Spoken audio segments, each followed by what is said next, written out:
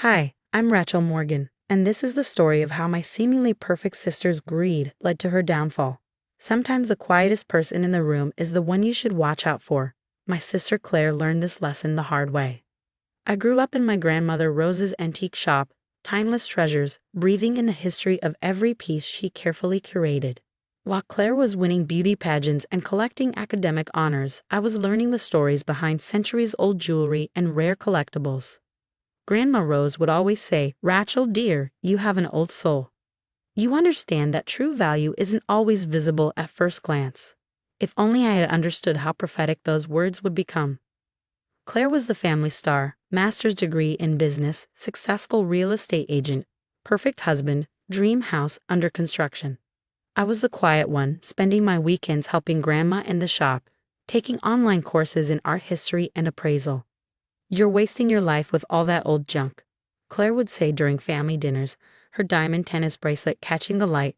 "You need to think bigger." But I saw something in those old pieces of junk that others didn't. Each item had a story, a history, a hidden value that most people overlooked. Grandma Rose understood this about me. While Claire was busy climbing the social ladder, I was learning the intricate art of authenticating antiques, building relationships with collectors, and most importantly, understanding the true value of patience. Everything changed when Grandma Rose got sick. Cancer, stage 4. Rachel, she called me to her hospital bed one evening, her voice weak, but her eyes sharp as ever. "There's something you need to know about the shop."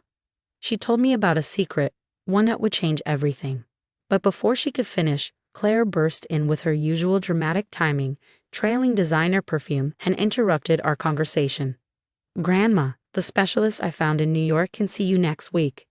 The next few months were a blur of hospital visits and family tensions. Claire threw money at expensive treatments, making sure everyone knew how much she was contributing to the family. I simply sat with Grandma, listening to her stories, learning the last lesson she wanted to teach me. One quiet afternoon, just days before she passed, Grandma Rose handed me a small key. "The safe in my office," she whispered. "Don't tell anyone until the right time." I nodded, tucking the key away, not knowing how crucial it would become. The will reading was set for a week after the funeral. I arrived early at the lawyer's office, dressed in my simple black dress that Claire always criticized as shabby. Claire swept in last, immaculate in designer morning wear, her husband James in tow. "Let's begin." Mr. Patterson, the family lawyer, adjusted his glasses. "To my beloved granddaughters." The room fell silent as he read. Grandma Rose had left the antique shop, including all inventory and property, to me.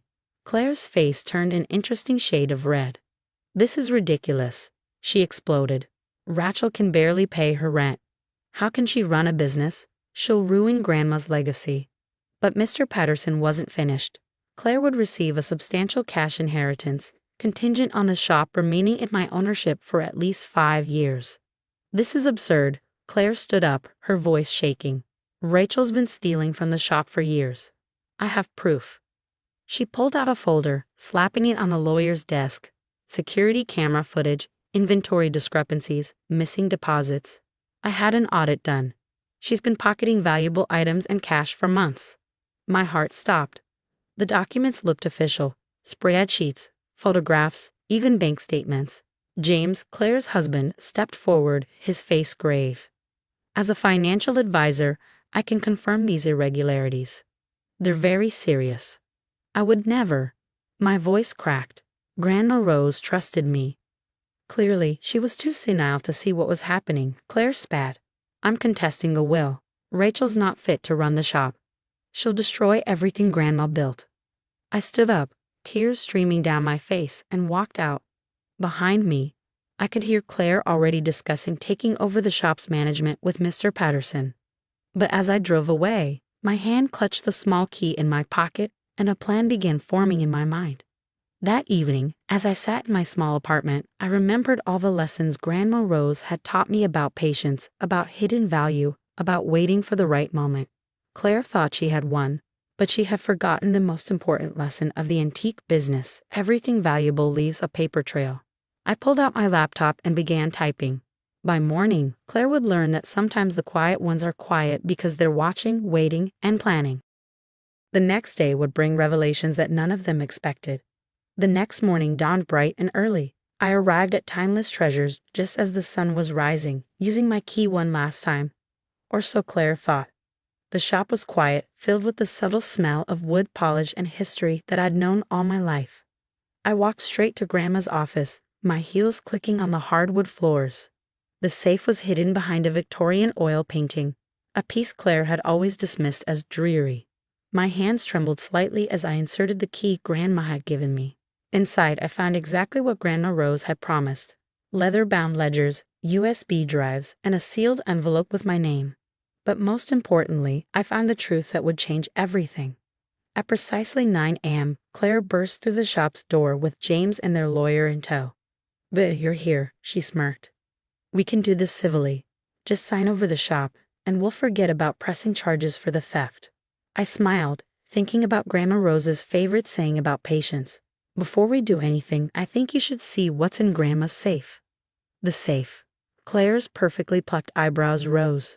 "What safe?" I laid out the contents on Grandma's antique mahogany desk. "Let's start with these ledgers.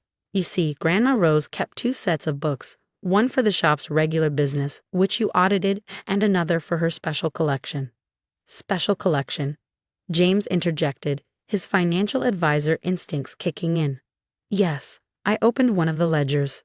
You see, while everyone thought this was just a quaint antique shop, Grandma Rose was one of the most respected private art and antiquities authenticators on the East Coast. "Those missing deposits you found? They were consulting fees, paid in cash and properly reported to the IRS, of course." Claire's face paled slightly. "You're lying." I plugged in one of the USB drives to Grandma's computer, turning the screen toward them. "These are videos of every major authentication she performed over the last 15 years, including, interestingly enough, several pieces for your clients, James." James stepped back, his confident demeanor cracking. "I don't know what you're talking about." "No. Let me refresh your memory. 3 years ago, you brought in a client with a supposedly rare Tiffany lamp. Grandma proved it was fake, but you sold it anyway as authentic. She kept records of everything." I pulled out more documents.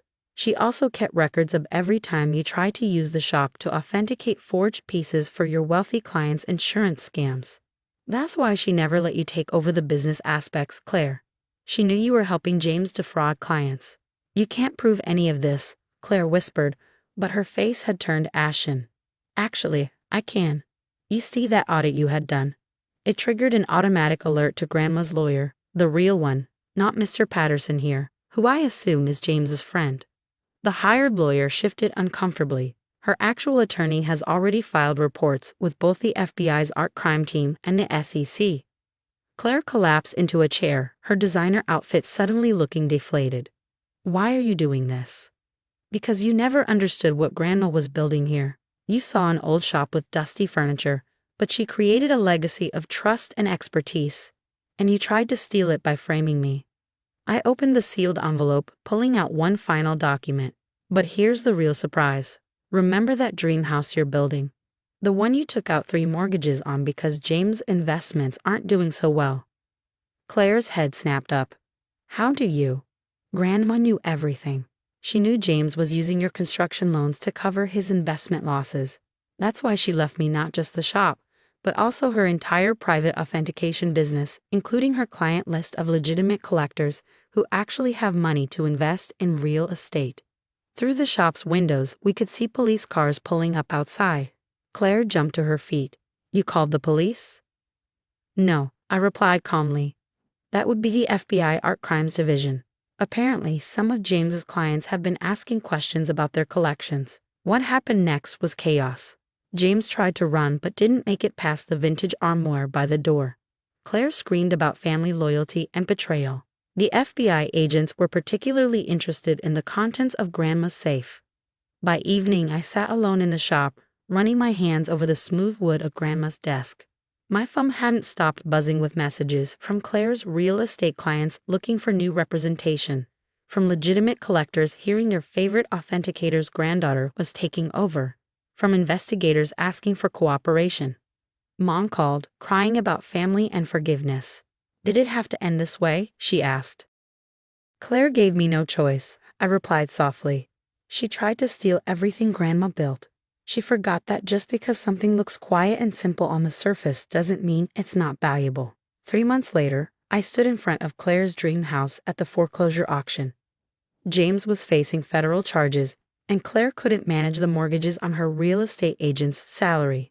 I won the auction, of course. Turns out authentication consulting pays very well. Timeless Treasures has flourished. I've expanded the authentication business while keeping the charming antique shop front that Grandma loved. Every now and then, I get postcards from Claire. She's selling timeshares in Florida now. I don't respond, but I keep them in a vintage letterbox on my desk. Sometimes, when I'm closing up the shop, I look at Grandma Rose's portrait and smile. You were right, I whisper. True value isn't always visible at first glance. Last week, I received an invitation to speak at an international antiquities conference.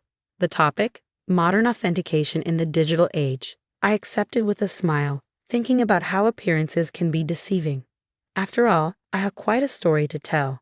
The shop continues to thrive, but more importantly, I found peace with my decisions. Sometimes the best revenge isn't about destroying others. It's about preserving what matters while letting karma handle the rest. As I write this from Grandma's old office, now mine, I think about the lessons learned.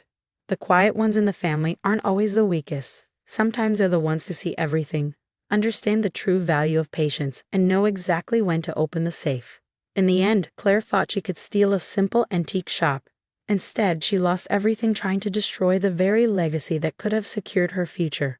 As Grandma Rose always said, the most valuable things in life are often hidden in plain sight. And sometimes the best revenge is simply proving that the quiet one in the corner was quietly building an empire